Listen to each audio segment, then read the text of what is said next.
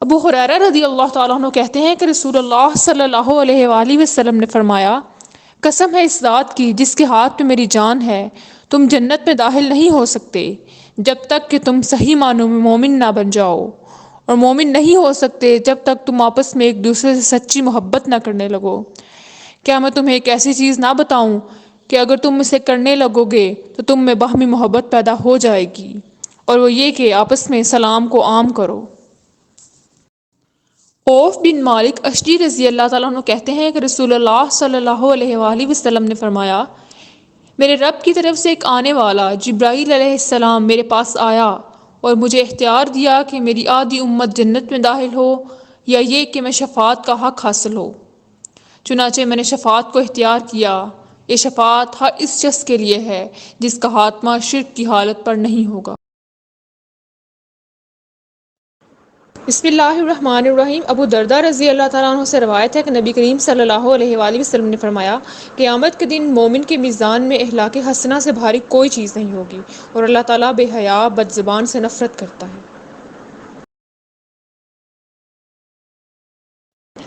ابو ہریرہ رضی اللہ تعالیٰ عنہ کہتے ہیں کہ رسول اللہ صلی اللہ علیہ وآلہ وسلم نے فرمایا، حیا ایمان کا ایک جز ہے، اور ایمان والے جنت میں جائیں گے، اور بے حیائی کا تعلق ظلم سے ہے، اور ظالم جہنم میں جائیں گے۔ ابو ہریرہ رضی اللہ تعالیٰ عنہ کہتے ہیں کہ رسول اللہ صلی اللہ علیہ وآلہ وسلم نے فرمایا، مومن مرد اور مومن عورت کی جان، اولاد اور مال میں آزمائشیں آتی رہتی ہیں، یہاں تک کہ جب وہ مرنے کے بعد اللہ سے ملاقات کرتے ہیں تو ان پر کوئی گناہ نہیں ہوتا۔ ابو ہریرہ رضی اللہ تعالیٰ عنہ کہتے ہیں کہ نبی کریم صلی اللہ علیہ وآلہ وسلم نے فرمایا، لوگ کسی مجلس میں بیٹھیں اور اللہ کی یاد نہ کریں اور نہ اپنے نبی صلی اللہ علیہ وآلہ وسلم پر درود بھیجیں تو یہ چیزیں ان کے لیے حسرت و ندامت کا باعث بن سکتی ہیں۔ اللہ چاہے تو انہیں عذاب دے اور چاہے تو انہیں بخش دے۔ رسول اللہ صلی اللہ علیہ وآلہ وسلم نے فرمایا، جو شخص میرے اوپر ایک بار صلوات یعنی درود رحمت بھیجے گا تو اللہ تعالیٰ اس پر 10 مرتبہ صلوات یعنی درود رحمت بھیجے گا، اور اس کے 10 گناہ معاف اور 10 درجے بلند کر دیے جائیں گے۔ نبی کریم صلی اللہ علیہ وآلہ وسلم نے فرمایا، اپنے بھائی کے سامنے تمہارا مسکرانا تمہارے لیے صدقہ ہے، تمہارا بھلائی کا حکم دینا اور برائی سے روکنا صدقہ ہے، بھٹک جانے والی جگہ میں کسی آدمی کا تمہارا رستہ دکھانا تمہارے لیے صدقہ ہے، نابینا اور کم دیکھنے والے آدمی کو رستہ دکھانا تمہارے لیے صدقہ ہے، پتھر، کانٹا، ہڈی کو رستے سے ہٹانا تمہارے لیے صدقہ ہے،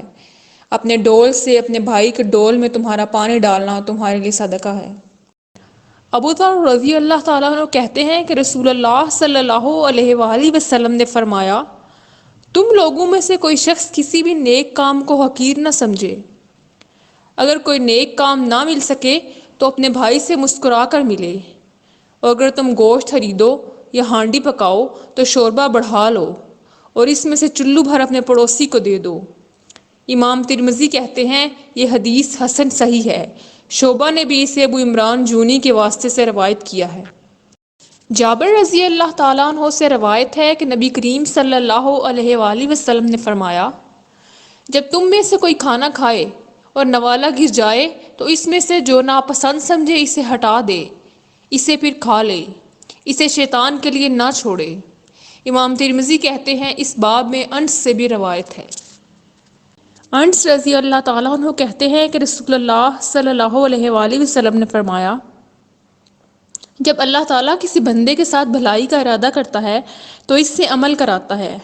عرض کیا، اللہ کے رسول صلی اللہ علیہ وآلہ وسلم کیسے عمل کراتا ہے؟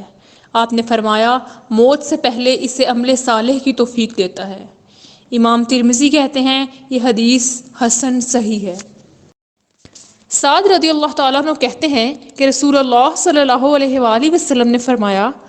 یونس علیہ السلام کی دعا جو انہوں نے مچھلی کے پیٹ میں رہنے کے دوران کی تھی وہ یہ تھی، لا الہ الا انت سبحانک انی کنت من الظالمین، تیرے سوا کوئی معبود برحق نہیں ہے، تو پاک ہے، میں ہی ظالم ہوں۔ کیونکہ یہ ایسی دعا ہے کہ جب بھی کوئی مسلمان شخص اسے پڑھ کر دعا کرے گا تو اللہ تعالیٰ اس کی دعا قبول فرمائے گا۔